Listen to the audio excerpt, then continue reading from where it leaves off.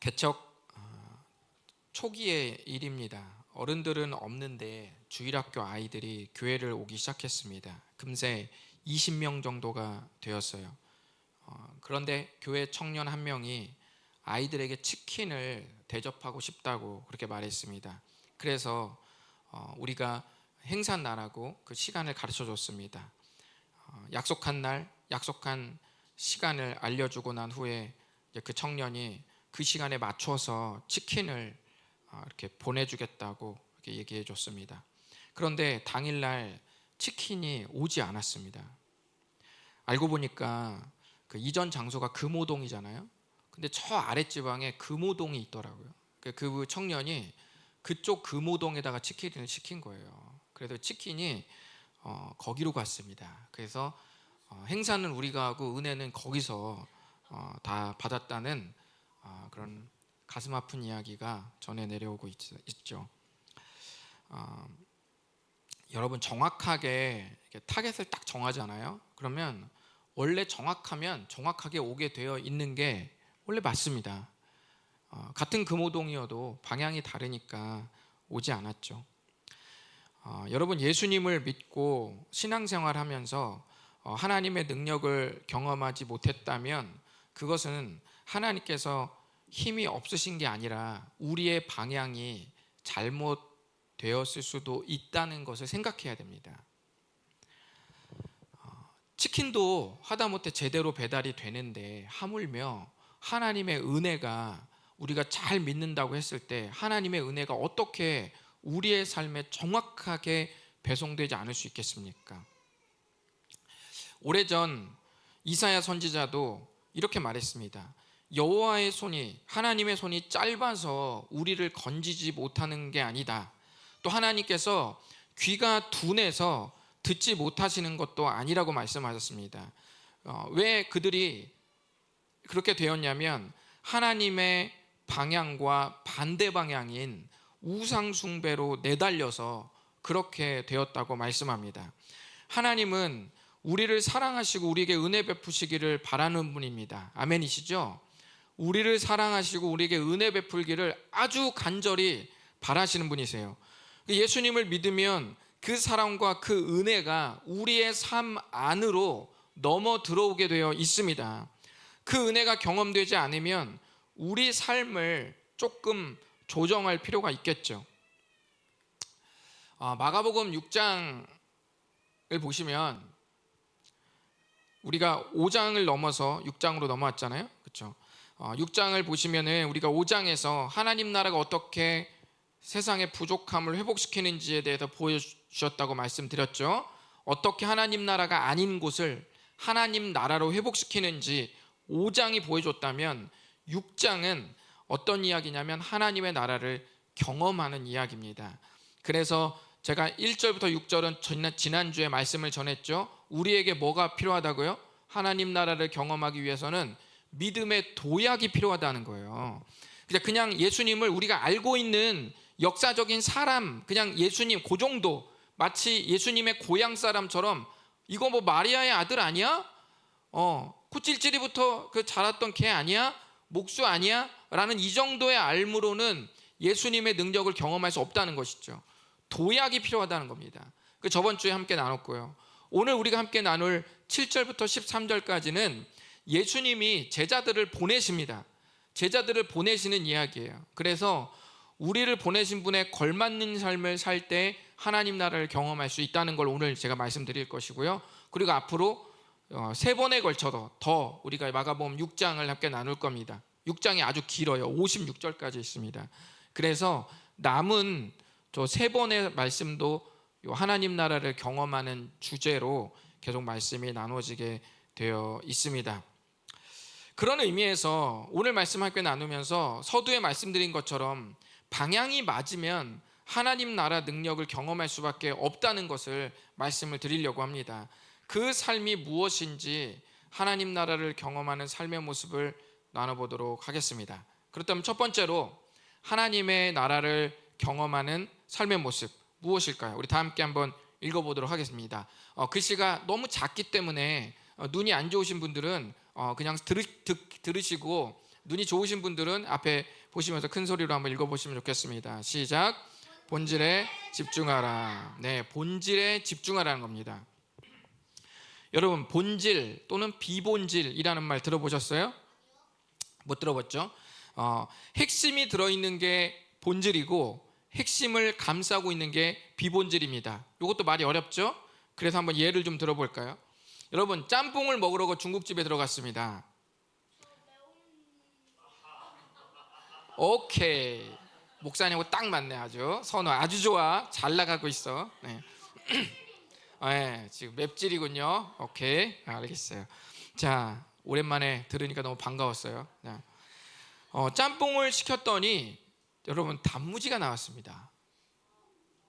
그러면 무엇이 본질이고 무엇이 비본질일까요?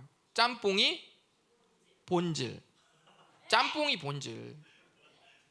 중국집에 짬뽕을 먹으러 갔다고. 그럼 짬뽕이 본질, 단무지는 비본질. 그렇게 되는 겁니다. 아시겠죠? 그래요, 맞아요. 네. 또 여러분, 우리가 이렇게도 한번 생각해 봅시다. 생일날 친구들이 여러분에게 생일 선물을 해주었습니다. 어떤 친구는 케이크를 선물해 줬어요. 어떤 친구는 책을 선물해 줬어요. 어떤 친구는 스타벅스 쿠폰을 선물했습니다. 그러면 여러분, 여기서 본질과 비본질을 한번 나눠보시죠. 본질은 뭘까요? 기념을 해주려는 친구의 마음. 그건 본질. 비본질은 뭐예요? 케이크, 책, 스타벅스 쿠폰, 이런 것들을 뭐라고 그래요? 비본질이라고 말합니다. 그래서 본질은 핵심, 비본질은 그걸 감싸주고 있는 것, 핵심을 감싸고 있는 게 비본질. 요 대충 어떤 느낌인지 와 닿으시겠죠? 예, 아이들도 대충 느낌이 왔다고 생각이 들고 말씀을 계속 나누겠습니다. 아유, 정말 이거 안 되는데 계속 하다 보면 아마 알아들을 거예요. 자, 예수님은 고향을 떠나서 다른 곳으로 가시면서 12제자를 불러서 둘씩 짝을 지었습니다. 12명이 둘씩 짝을 지으면 몇 쌍이 나오죠? 딩동댕. 아주 좋아요. 아까보다 더 어려운 걸 맞췄어요. 나중에 칭찬 스티커를 받아가도록 하세요. 네, 제 마음속에 있는 칭찬 스티커를 꼭 받아가십시오. 자, 여러분, 둘씩 짝을 지어서 12제자를 보내셨습니다.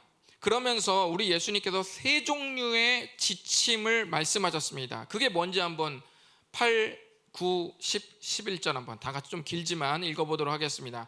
예수님이 보내시면서 어떤 걸 주문하셨는지 한번 알아보도록 하겠습니다. 시작. 명하시되 여행을 위하여 지팡이 외에는 양식이나 배낭이나 전대의 돈이나 아무것도 가지지 말며 신만 신고 두 벌 옷도 입지 말라 하시고, 또 이르시되 어디서든지 누구의 집에 들어가거든 그곳을 떠나기까지 거기 유하라. 어느 곳에서든지 너희를 영접하지 아니하고 너희 말을 듣지도 아니하거든 거기서 나갈 때에 발 아래 먼지를 떨어버려 그들에게 증거를 삼으라 하시니. 아멘. 세 종류의 지침을 예수님이 말씀하셨는데, 야, 둘씩 짝을 지어서 자, 너희가 가서 이제 복음을 전해라 라고 말씀하셨는데, 지침 세 가지가 뭐냐면, 첫 번째, 여행에 필요한 신발, 지팡이, 여행을 위해서 입고 있는 옷 한 벌, 이런 것들 제외하고는 웬만하면 아무것도 챙기지 말라는 거예요. 가방을 무겁게 하지 말라는 것이죠. 두 번째 지침 뭡니까?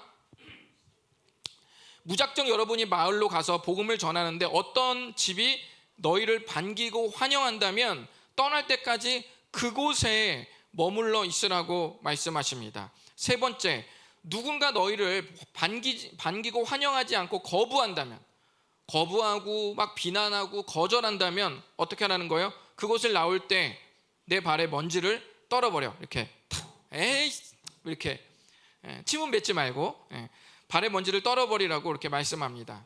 이게 무슨 뜻일까요? 여러분, 한 가지씩 나눠볼까요?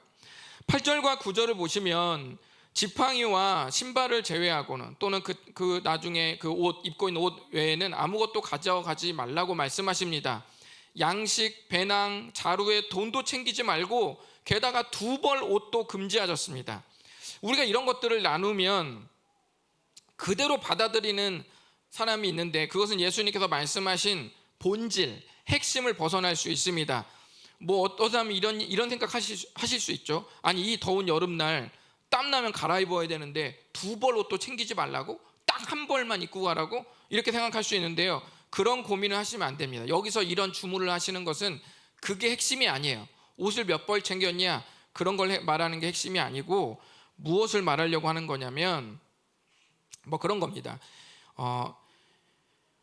그 예수님께서 넉넉하게 준비해서 여행길에 오르라고 하지 않으셨다는 거예요. 그러니까 넉넉하게 충분히 챙기지 말아라 라는 것을 말씀하시려는 게 핵심입니다. 그것을 여러분께서 알아들으셔야 됩니다. 엄마가 그렇게 말 안 들을 거면 나가 이 자식아, 그러면 그게 무슨 뜻이에요? 나가라는 거예요? 그 나가라는 게 핵심이 아니죠. 의미를 알아야죠. 뭐라는 거예요? 말을 잘 들으라는 것이죠. 그것처럼 예수님께서 이 말씀을 하시려는 것은 넉넉하게 풍족하게 챙겨가지 말라는 게 핵심입니다. 핵심은 뭐예요? 본질에 집중하라는 겁니다. 본질이 아닌 것에 과도한 집착을 내려놓으라는 거예요. 예수님의 말씀은 두 가지 핵심이 있는데, 첫 번째는 복음을 전하는 것 자체가, 복음을 전하는 것 자체에만 집중하고 다른 관심사에 대해서는 과도하게 너무 붙들고 있지 말라는 겁니다. 그러므로 최소한의 것으로 챙겨 서두르라는 거죠. 10절과 11절도 이 의미로 읽으시면 됩니다. 아까 제가 읽어드린 대로 10절과 11절도 이런 의미로 생각하시면 됩니다. 두 번째를 보시면 그곳을 떠나기까지 너희를 환영해 준 집에 머물라고 말합니다. 그 의미는 뭐예요? 더 안락한 곳이 생길지라도 거기에 맘두지 말고 현재 머문 곳에 감사하면서 복음에 집중하라는 거예요. 그러니까 여러분, 어떤 사람이 여러분을 환대했는데 전화로 딱 갔는데 옆에는 2층 집에 엄청 넓고 좋은 럭셔리한 집이 있고, 여기는 이렇게 노크만 해도 지붕이 무너질 것 같은 집이야. 노크만 해도. 그런데 여러분 마음속에 누가 환영해 줬으면 좋겠어요? 기왕이면 이쪽 집에서 환영해 줬으면 좋겠잖아요. 그런데 만약에 이쪽 집에서는 거절을 하고 이쪽 집에서 얼른 들어오세요 했는데 이미 문을 열었더니 바퀴벌레 20마리가 나가고 있어. 막 그런 곳에서 여러분을 환대하잖아요, 환영하잖아요. 그러면 어디로 들어가라는 거예요?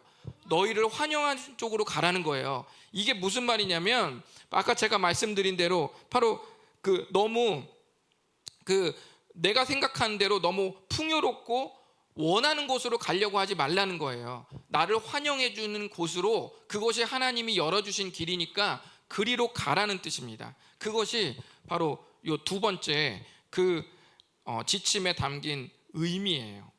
그래서 너희들이 어디에 머물 것, 어떤 퀄리티에서 지내고 얼마나 풍요롭게 뭘 누리고 이런 거에 신경 쓰지 말고 복음, 본질에 집중하라는 뜻입니다. 세 번째도 보시면 누구든지 너희의 메시지를 받아들이지 않으면, 너희가 전하는 복음과 하나님의 나라를 받아들이지 않거든 뭐 하라는 거야?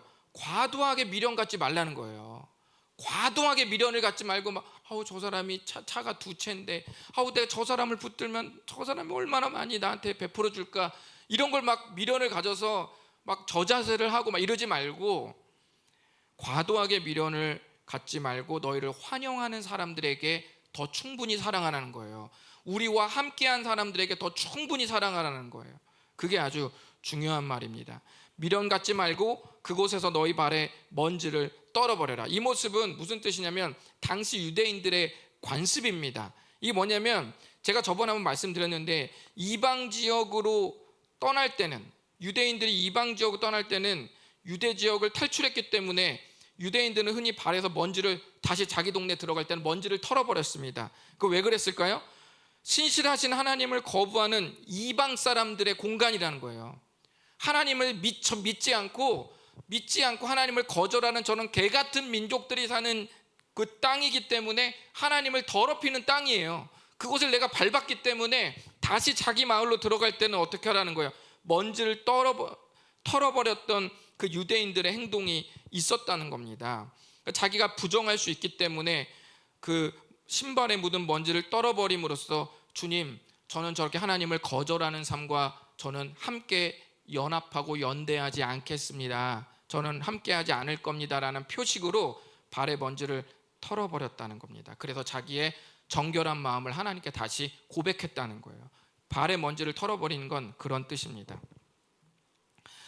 예수님께서 이 행동을 제자들에게 말씀하셨다는 것은 무슨 의미일까요? 제자들이 전하는 메시지를 거부하는 사람은 하나님의 나라를, 하나님을 거부하는 것과 같다는 결론을 내릴 수 있다는 것이죠. 최종적으로 이 말은 너희들의 죄에 대해서 너희들 스스로 책임을 져야 한다는 심판의 메시지가 포함되어 있습니다. 복음의 말씀을 전했고 예수 그리스도의 은혜에 대해서 전했고 하나님의 무조건적인 사랑에 대해서 전달을 했는데 그걸 거절한다면 어쩔 수 없다는 것이죠.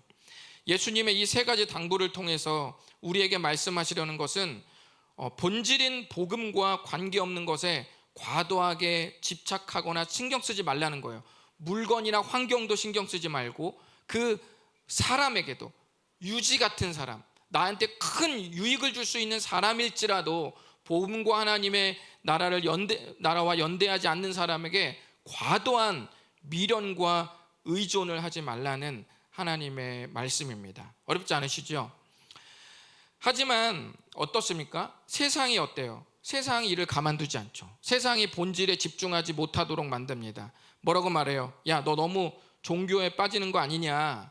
적당히 믿고 다른 것에도 좀 신경을 써라. 또 뭐라 그래요? 야, 애기 데리고 집에서 쉬지. 교회는 왜 와? 애기 안고 대표 기도는 왜 해? 들어가서 잠이나 자지. 이렇게 말하면서 뭐하러 애들 챙겨서 줘? 애들 너무나 힘들어. 너 낮에 어제도 새벽 3시까지 애기가 울고 부채갖고 못 잤잖아. 집에서 잠이나 자지 뭐하러 교회를 왔어? 이렇게 말하면서 주변 사람이 얘기를 해주죠. 야, 예배가 뭐가 중요해? 교회 그렇게 깊이 빠지지 말라니까? 한 달에 한 번 정도 얼굴만 비추라니까? 왜 이렇게 말을 안 들어? 캠핑 좀 하고 좀 해외여행도 가고 네 맘대로 좀 적당히 즐기다가 얼굴 까먹을 때쯤 한 번만 얼굴을 좀 비춰봐 라고 주변에서 말하죠. 야, 주일날 야외로 나가서 좀 먹방도 하고 카페도 가고 머리 좀 식혀. 야, 주일날 헬스장도 가면서 몸만 풀고 그래. 야, 네 배 어떻게 할 거야? 네 배 그거 누가 보면은 저 육주인 줄 알겠어. 막 이렇게 말하면서 계속 사람들이 주일날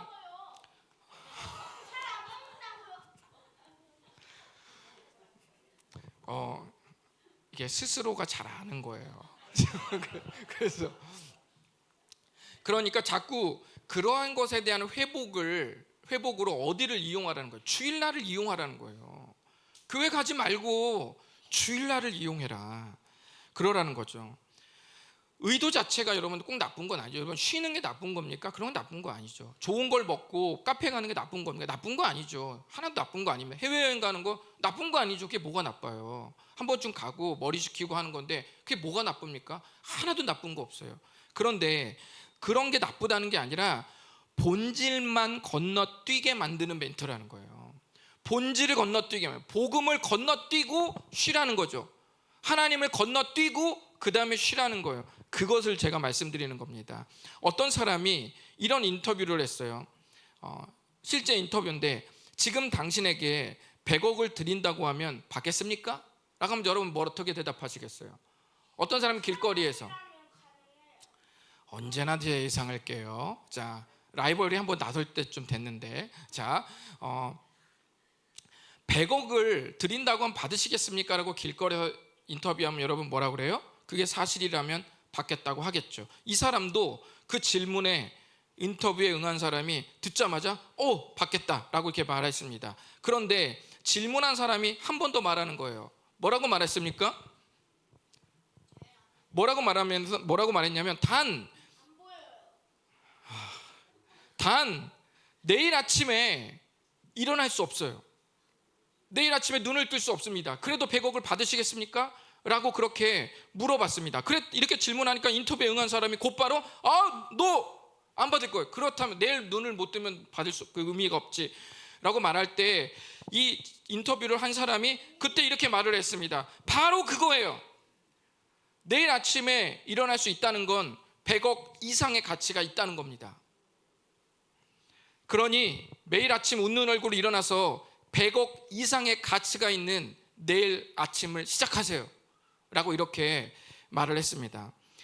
예수님은 본질 하나에 집중하라고 하고 세상은 다양한 것에 너의 관심을 분산시키라고 합니다. 네가 가장 중요하니까 주일날 예수님께 예배드리고 하나님께 예배를 드리고 예수님을 믿는 것에 집중하면 너의 삶이 무너지니까 휴일날을 그런 식으로 쓰지 말고 너를 위해서 온통 쓰고, 네가 중심이고 네가 우주의 중심이니까 네가 그렇게 너를 위해서 시간을 쓰고, 본질인 예수님께는 적어도 너에게는 본질이 아니니 그렇게 하라고 세상이 분산을 시키죠.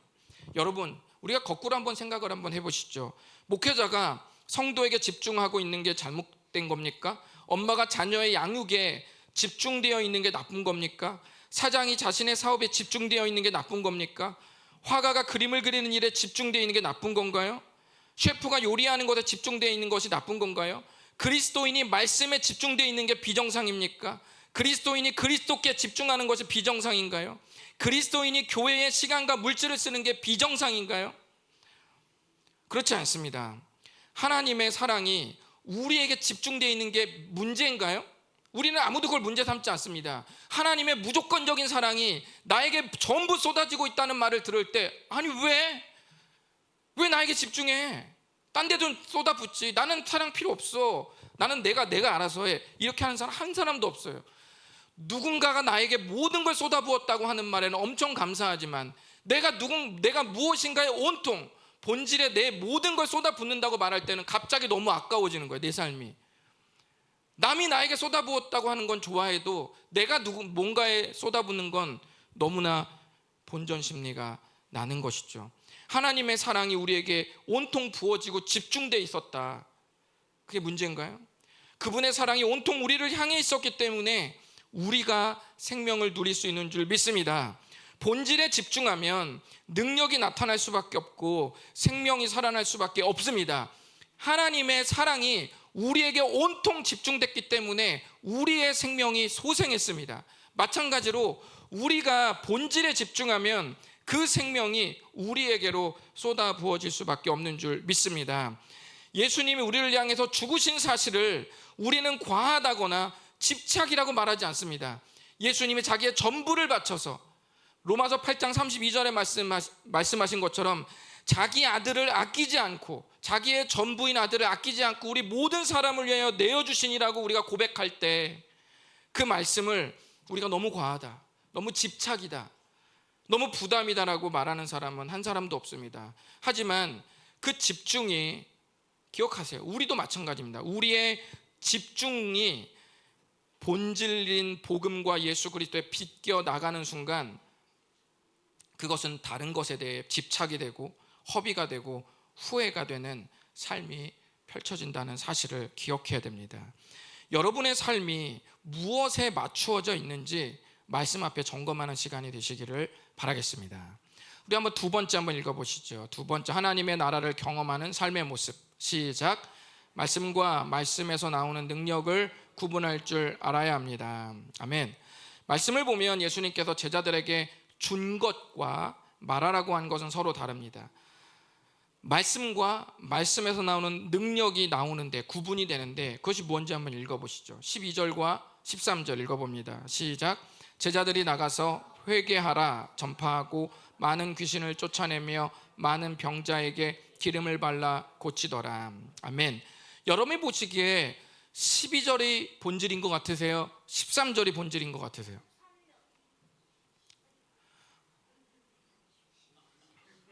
갑자기 힘이 풍선에서 바람이 빠지듯이 12절과 13절 중에 뭐가 본질인 것 같으세요? 제자들이 나가서 회개하십시오라고 전파하는 이 메시지가 핵심인 것 같으세요? 아니면 그 말씀을 전했더니 귀신이 쫓아가고 귀신이 쫓겨나고 많은 병자가 회복이 되는 이 광경이 더 핵심인 것 같으세요? 뭐가 핵심인 것 같으십니까? 12절이 핵심이에요. 12절이 메시지예요. 12절이 예수님이 당부하신 입술의 명령이고 13절이 던졌더니 그 결과가 나타나더라 라고 하는 게 13절이에요. 그런데 많은 사람은 어디에 관심을 갖냐면 12절에 관심을 갖는 게 아니라 핵심이 12절에 있는데 13절에 관심을 갖는다는 거예요. 13절은 결과의 능력입니다. 그리고 12절은 예수님이 전하라고 당부한 명령이라는 것이죠. 12절에 회개하라는 것. 우리가 하나님의 은혜를 받아들이는 전 단계가 무엇인 줄 아나요? 하나님의 은혜를 받아들이기 전 단계. 자기의 한없는 부족함을 느끼고 또 하나님께 고백하고 내가 죄를 지었으며 하나님께서 주권적으로 주시는 은혜가 없이는 살아갈 수 없다라고 인정하는 겁니다. 이것이 구원의 은혜를 받아들이는 전 단계예요. 그래서 침례 요한이 예수님께서 본격적으로 나서기 전에 그 전에 침례 요한이 뭘 했죠? 회개의 침례를 베풀었잖아요. 마가복음 1장에서 우리가 배우지 않았습니까? 회개의 침례를 베푸는 그 목적은 뭐예요? 사람들이 내가 회개해야겠다라는 마음을 불러일으키는 침례라고 했어요. 그거를 회개의 침례라고 말합니다. 침례 요한은 죄를 용서해 주는 침례를 베푸는 사람이 아니고 회개해야겠다라는 마음을 불러일으키는 침례가 요한의 침례. 예수님이 주시는 그 침례 요한이 예언한 나는 물로 침례를 주지만 내 뒤에 오시는 이는 뭘로요? 물과 성령으로 침례를 주실 것이다. 얘기했던 그 예수님의 침례가 뭐예요? 그게 죄를 용서해 주시는 바로 대속의 은혜를 말하는 겁니다. 그래서 회개가 전 단계라는 거죠. 이 중에 예수님을 구원의 주님으로 마음에 받아들이신 분들은 그 당시 공통적으로 우리 모두 한 고백이 있을 겁니다. 뭔가요? 저는 죄인입니다 라는 고백입니다. 이 고백이 바로 회개를 통해서 나오는 겁니다. 그렇기 때문에 예수님은 제자들에게 회개를 전하라고 하셨고 여기에 모든 것을 집중하라고 말씀하셨습니다. 그런데 때때로 우리가 살고 있는 이 시대에 말씀과 말씀에서 나오는 능력을 헷갈려하는 경우가 아주 많이 있습니다. 여러분, 누군가에게 여러분이 선물을 줬다고 생각해 보십시오. 그럼 여러분 선물에게 고마워하는 건가요? 선물을 준 사람에게 고마워하는 건가요? 선물을 준 사람에게 고마워하는 거죠. 그러면 핵심이 뭐죠? 선물을 준 사람이 핵심이죠. 선물은 뭐예요? 그 사람에게서 나온 거죠. 내가 소중히 여기는 그 사람에게서 나온 거. 그러면 나온 거를 중요시 여기는 거예요? 아니면 그 선물을 준 사람을 소중히 여기는 거예요? 사람을 소중히 여기는 거죠. 그러면 말씀을 소중히 여기는 거예요? 아니면 말씀에서 나간 능력을 소중히 여기는 거예요? 말씀을 소중히 여겨야 말씀에서 나간 능력을 경험하죠. 말씀에서 나간 능력이 혈안이 돼서 말씀 자체를 귀하게 여기거나 알아보려고 하지 않거나 깊이 헤아려 보지 않으려고 한다면 어떻게 말씀에서 나간 능력을 경험하겠습니까? 선물을 준 일을 소중히 여기지 않고 어떻게 그 사람에게서의 호의가 나에게 나올 거라고 생각을 하세요? 바로 그러한 이치죠. 그런 의미에서 회개는 우리를 구원하신 예수 그리스도께 진정으로 나의 모든 걸 인정하고 고백하는 그런 고백이 되는 것이죠. 누가복음 10장에서 비슷한 장면이 하나 나옵니다. 예수님께서 그때는 70명을 오늘처럼 보내신 다음에 복음 전하라고 보내신 다음에 그들이 기뻐 돌아와서 자신의 간증을 막 늘어놓습니다. 예수님께 막 70명이 와가지고 예수님의 머리끄댕이를 막 붙잡고 막 너무 좋아가지고 예수님을 막 멱살을 잡고 너무 기뻐갖고 뭐라고 말하냐면 예수님 너무너무 대단했어요. 예수님의 이름이면 귀신들도 곧바로 다 항복하던데요. 예수님의 이름만 딱 말하면 귀신들이 두 손을 들고 막 도망가고 벌벌벌벌 떨던데 정말 예수님 대단하세요 라고 그렇게 간증을 막 하시는 거예요. 제자들이 간증을 하는 거예요. 이렇게 승리에 들떠서 영웅담을 내뱉는 제자들에게 예수님이 이렇게 말씀하셨습니다. 우리 한번 다 같이 읽어보겠습니다. 시작. 귀신들이 너희에게 항복하는 것으로 기뻐하지 말고 너희 이름이 하늘에 기록된 것으로 기뻐하라. 아멘. 예수님이 정확하게 말씀하셨죠. 뭐가 핵심이라고요? 우리의 이름이 하늘에 기록된 것으로 기뻐해라. 능력이 나간 것으로 기뻐하지 말고 선물을 받은 것으로 기뻐하지 말고 너의 곁에 너에게 호의를 베풀고 선물을 주는 소중한 이가 있음에 기뻐하라는 것이죠. 그런 뜻입니다. 그래서 위에서 항복하고 나가는 능력을 경험하는 것은 결과로 우리가 경험하는 겁니다. 그런 핵심을 본질에 집중하라는 주님의 말씀이시죠. 그래서 두 번째는 뭐라고 했죠? 말씀을 능력을 경험하는 삶 뭐라고 그랬죠? 말씀과 말씀의 능력을 잘 구분하라라는 것이었습니다. 마지막 세 번째, 한번 읽어보겠습니다. 시작. 큰 그림을 잊지 말라. 큰 그림을 잊지 말라는 겁니다. 나무를 보면 숲을 볼 줄 알아야 되죠. 숲을 보면 그 다음에 또 나무를 헤아릴 줄 알아야 되고요. 똑같습니다. 나무를 보면 그 다음에 숲을 볼 줄 알아야 됩니다. 많은 능력 중에 예수님은 대표적으로 귀신을 제어하는 능력을 주셨습니다. 처음에 보내실 때 이렇게 둘씩 짝져서 보낼 때 귀신을 제어하는 능력을 주셨어요.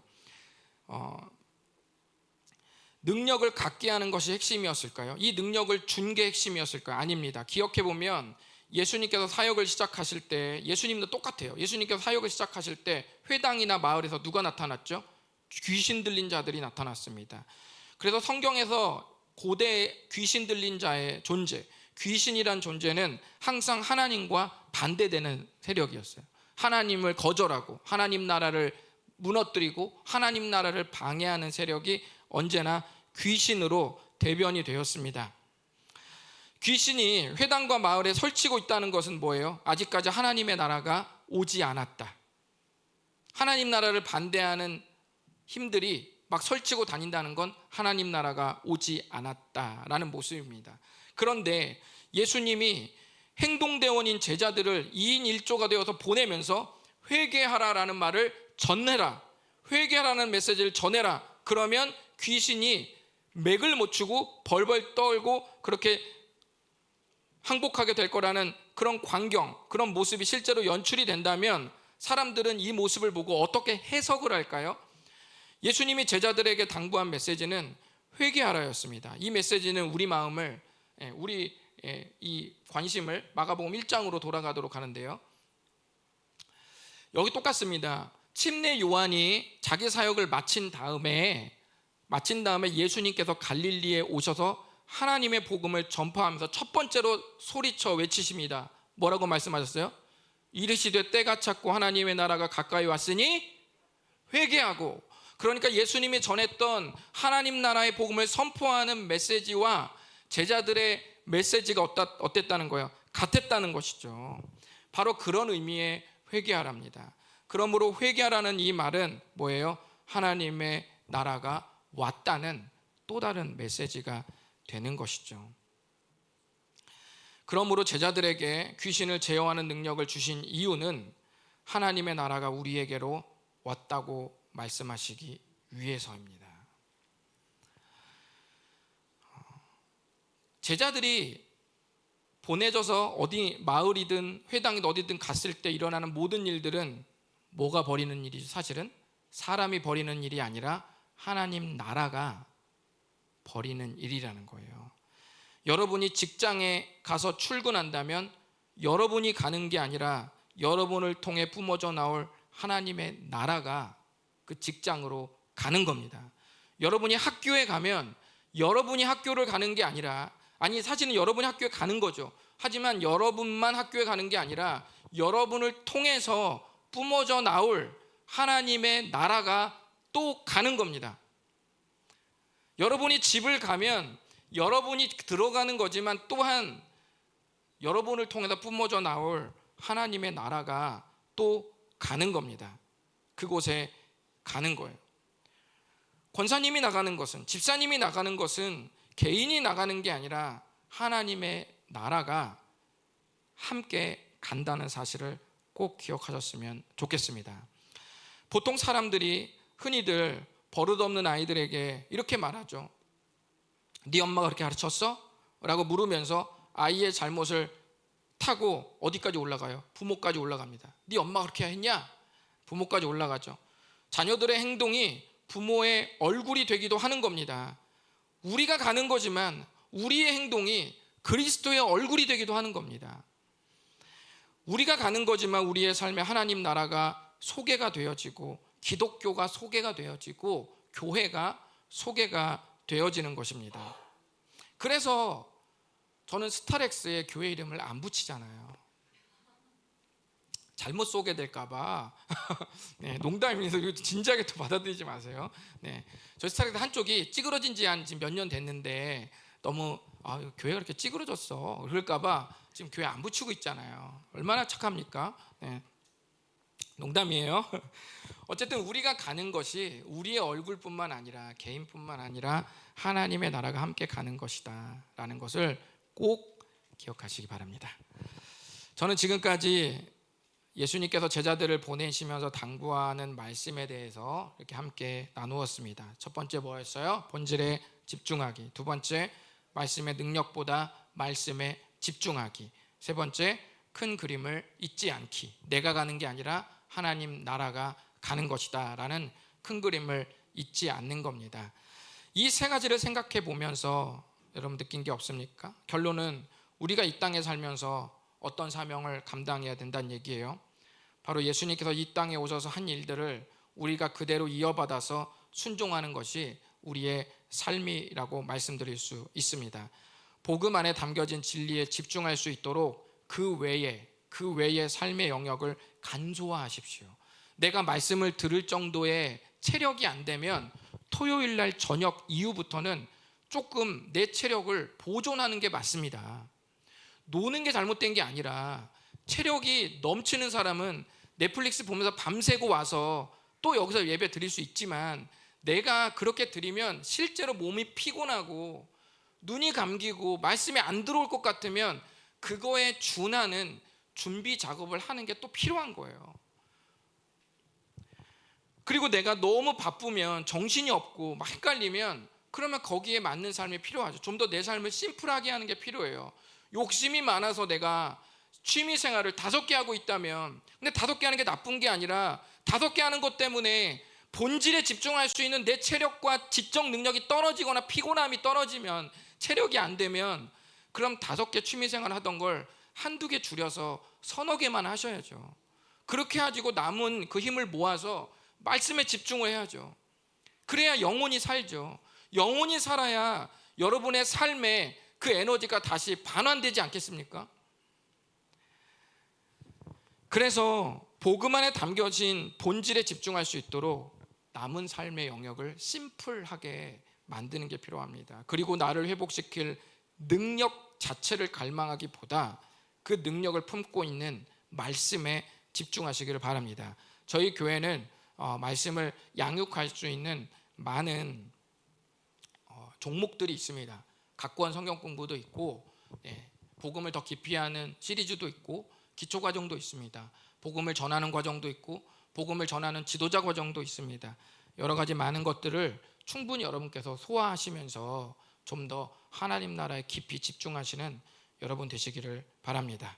왜냐하면 여러분의 삶은 더 이상 여러분의 개인의 삶이 아니라 하나님 나라와 연결되어 있기 때문입니다. 기도하겠습니다. 이 시간에 눈을 감고 주님께 기도할 때 여러분의 삶의 방식을 한번 떠올려 보시기 바랍니다. 우리 촛불 친구들은 게임하는 시간, 또 노는 시간 생각하면서 내가 예배라는 시간을 어떻게 생각하고 있나 한번 점검해 보시기를 바라고, 우리 청풀 친구들도 마찬가지고요.